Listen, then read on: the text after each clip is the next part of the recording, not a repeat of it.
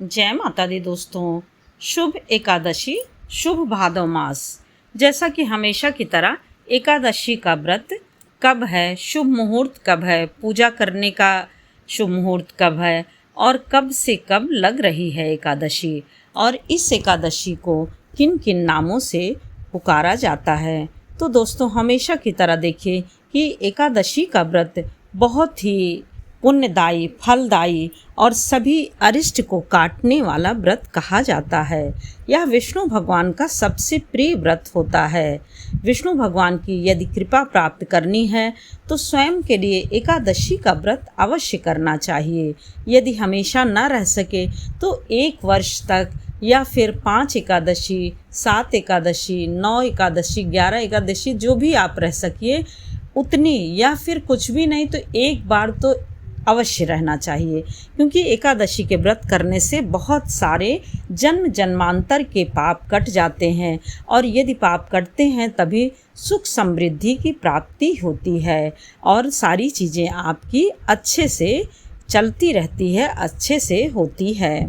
तो इस प्रकार से दोस्तों, एकादशी का व्रत इस बार कब है, और एकादशी का व्रत आपका 9 सितंबर शनिवार को रात में 7:25 से प्रारंभ हो जाएगा, और वही उसका समापन यानी एकादशी की तिथि का समापन 10 सितंबर दिन रविवार को रात्रि में 9:30 पर एकादशी तिथि समाप्त हो जाएगी।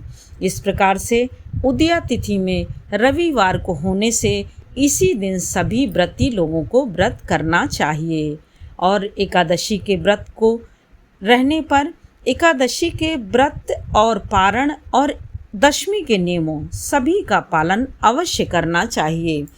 जहाँ पर 10 सितंबर को रविवार को व्रत रहना है एकादशी का, वहीं 11 सितंबर दिन सोमवार को सुबह 6:25 से लेकर के 8:30 के अंदर तक पारण कर लेना चाहिए। इस प्रकार से हमेशा की तरह एकादशी के व्रत में 3 दिन का नियम होता है, जैसा कि यह नियम एकादशी के एक दिन पहले दशमी तिथि से ही प्रारंभ हो जाता है। दशमी तिथि को एक समय भोजन करना होता है और सात्विक भोजन करना होता है, सादा भोजन करना होता है, लहसुन प्याज आदि का प्रयोग नहीं करना होता है, चावल नहीं खाना होता है। इस प्रकार से दशमी तिथि के दिन ही इन नियमों का पालन करना चाहिए।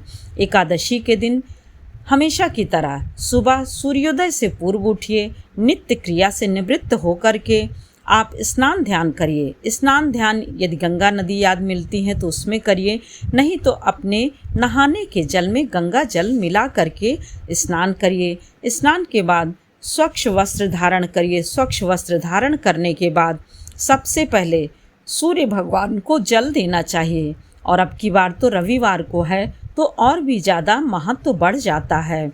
सूर्य भगवान के जल में लाल रोली और अक्षत नहीं डालना है, क्योंकि एकादशी के दिन चावल का प्रयोग नहीं करना चाहिए, तिल डालना है, और नहीं तो आप मीठा और रोली डाल करके ही सबसे पहले सूर्य भगवान को अर्घ्य दें, जल दें।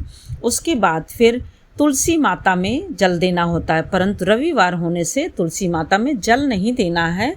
आपको धूप दीप पूजन करना है, स्पर्श नहीं करना होता है, तोड़ना मना होता है, अर्थात रविवार को तुलसी तोड़ी नहीं जाती है।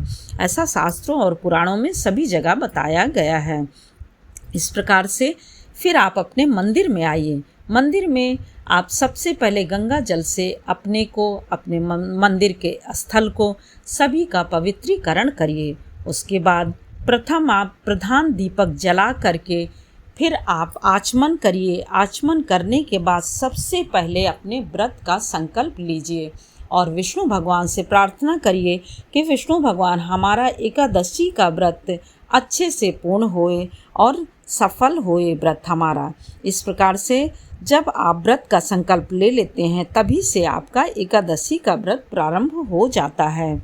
एकादशी का व्रत प्रारंभ होने पर आप सभी देवी देवताओं का पूजन करिए। सबसे पहले दीपक का पूजन करिए। यदि आप कलश रखते हैं तो कलश का पूजन करिए, अन्यथा कलश हमेशा नहीं रखते हैं लोग एकादशी व्रत में, तो आप सभी देवी देवताओं की पूजा करिए और विष्णु भगवान की पूजा करिए, कृष्ण भगवान की पूजा करिए, लक्ष्मी भगवान देवी माता की पूजा करिए।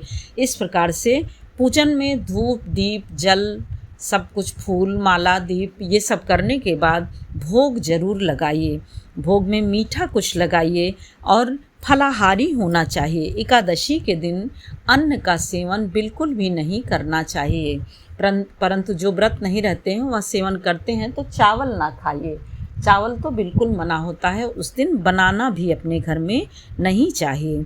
इस प्रकार से दोस्तों विधिवत भगवान जी का पूजन करिए। विष्णु भगवान का पूजन करने के बाद आप किसी भी पाठ का जो है पाठन कर सकते हैं, या फिर स्तोत्र का पाठ कर सकते हैं, या फिर जप कर सकते हैं। यह सारी चीज़ें करने से आपके पुण्यों में वृद्धि होती है और आपके पुण्य लगातार बढ़ते जाते हैं।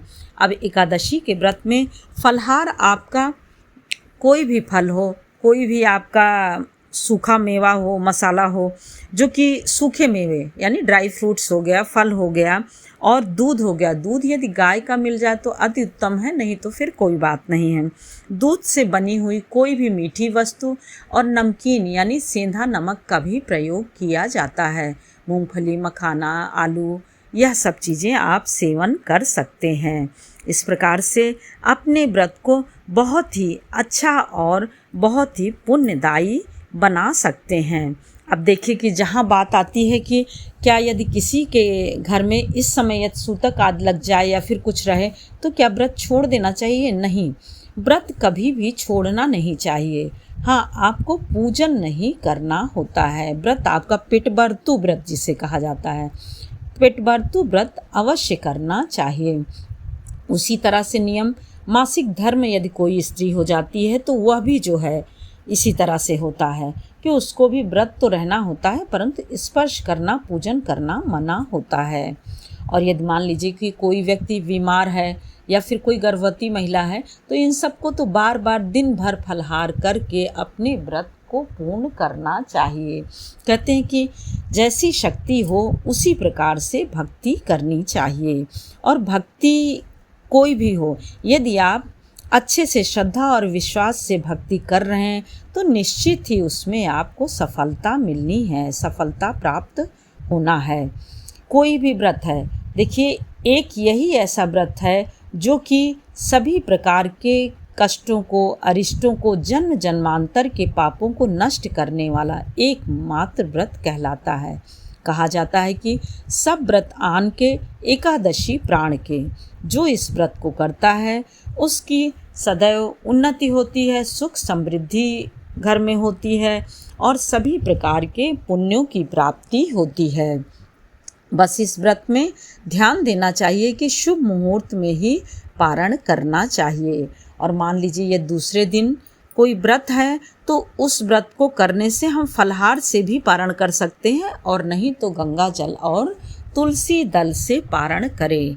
जय माता दी दोस्तों, फिर मिलते हैं आपको एक और नई जानकारी के साथ। तब तक के लिए लाइक करिए, सब्सक्राइब करिए और बेल बटन ज़रूर प्रेस करिए, जिससे कि नोटिफिकेशन सबसे पहले आपके पास पहुँचे।